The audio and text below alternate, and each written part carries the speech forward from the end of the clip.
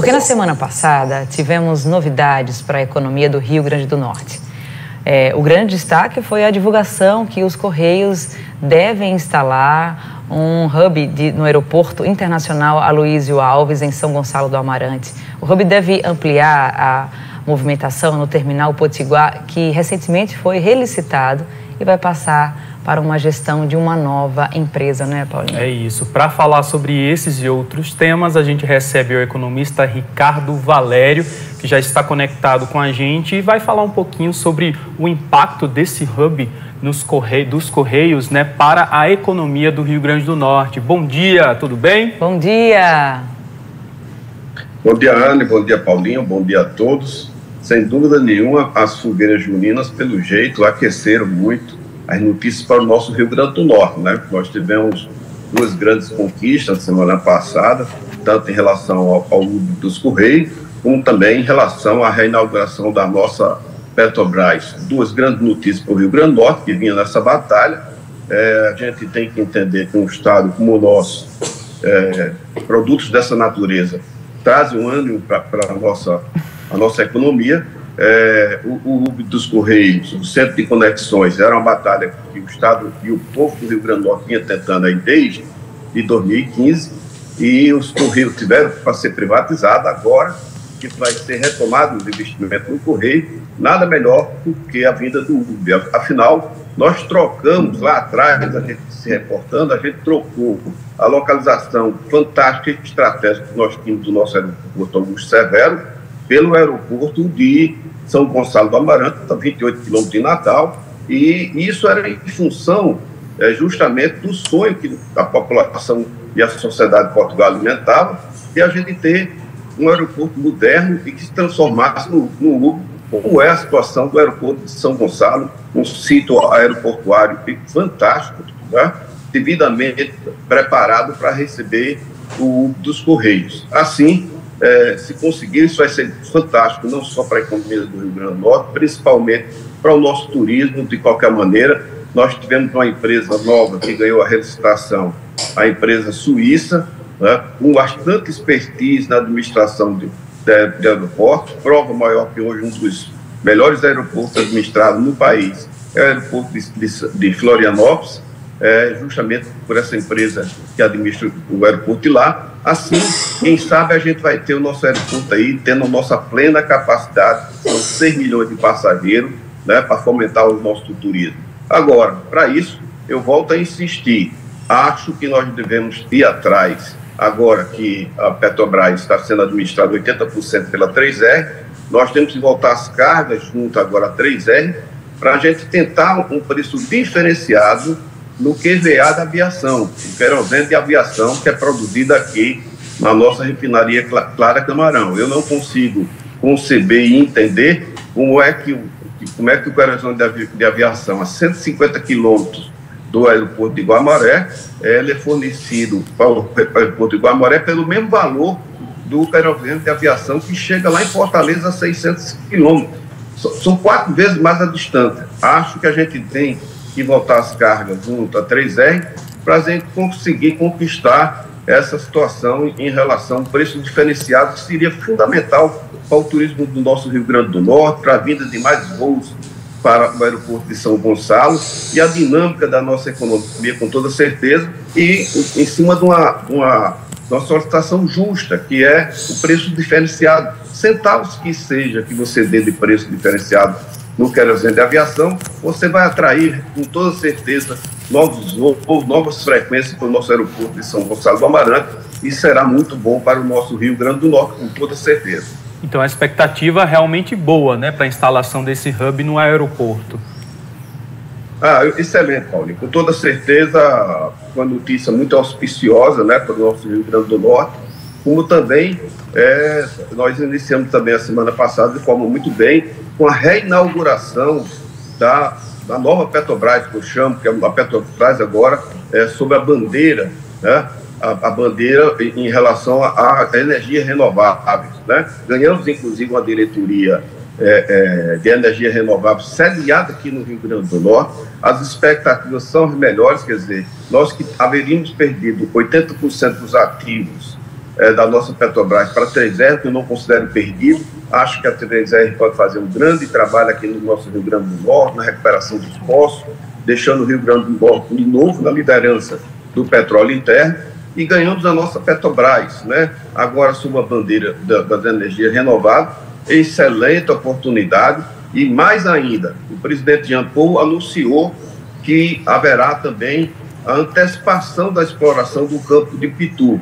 Isso significa dizer que a gente abre uma perspectiva muito grande para que o Rio Grande do Norte possa vir a ter a exploração na área do pré-sal.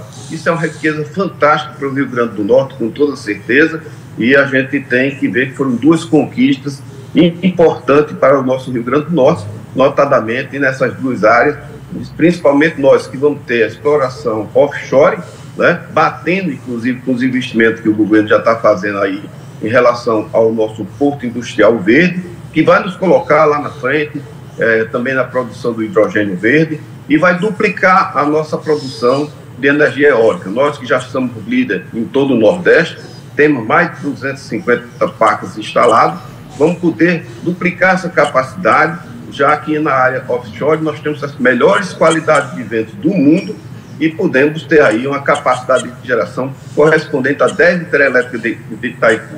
Isso são coisas consistentes para a economia do Rio Grande do Norte e nós temos que comemorar e ver excelentes perspectivas de futuro para o Rio Grande do Norte, ter uma economia mais sólida e mais sustentável. Economista Ricardo Valério, a gente precisa compreender, né? A gente sempre fala, nós já compreendemos, mas focar mais na influência, né, dos mercados, dos fatores externos de juros, por exemplo, dos Estados Unidos, da Europa, do mercado chinês com o nosso país.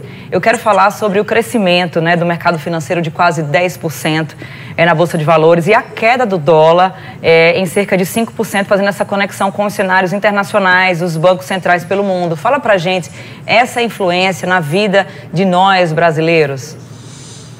Muito bem colocado por você, Ana. Fazer essa conexão, às vezes a gente está falando dos juros internacional lá dos Estados Unidos e continuam crescendo. Eles apenas interromperam a subida dos juros agora no mês passado, mas a inflação ainda está em alta nos Estados Unidos, em toda a Europa, os juros subindo ainda lá. Eu tenho certeza, inclusive, que isso foi um dos fatores que ainda vem deixando o nosso conservador Banco Central em relação a adiar a baixa da Selic, que é uma situação super necessária. Essa situação internacional aí instável leva a essas incertezas. Mas, mesmo assim, a economia no Brasil mostra muito estável, a inflação em baixa, ela vai continuar baixando agora nesse mês de junho, teremos um resultado muito significativo, embora que outro fator que levou ao Banco Central a adiar, é que nós teremos, de fato, no segundo semestre, um aumento da inflação, da inflação mensal acumulada dos últimos 12 meses, em função que o ano passado nós tivemos, durante o ano de 2023, depois daquelas medidas que foi tomado dos combustíveis, nós tivemos 3 meses de deflação.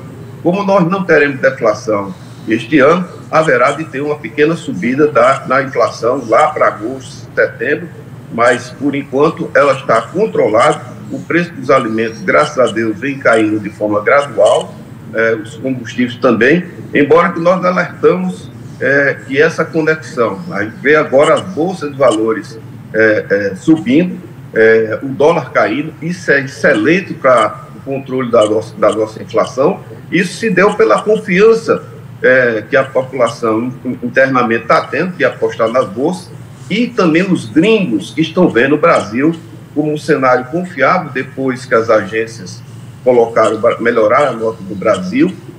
É um mercado emergente, os juros altos, estão vindo mais dólar para o Brasil, e isso tem trazido essa posição muito positiva para a nossa Bolsa de Valores. Agora você fica aí em casa pensando, o que tem a ver com a Bolsa que eu não aplico e o dólar em queda?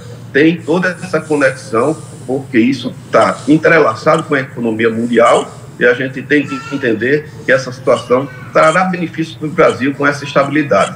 Vamos apostar agora que essa semana o arcabouço fiscal finalmente seja definitivamente aprovado, porque ele é muito importante para dar essa segurança total para o país, para que a nossa economia continue estabilizada. nós que estamos mudando, inclusive, minha cara, o hábito, inclusive, de fazer as compras.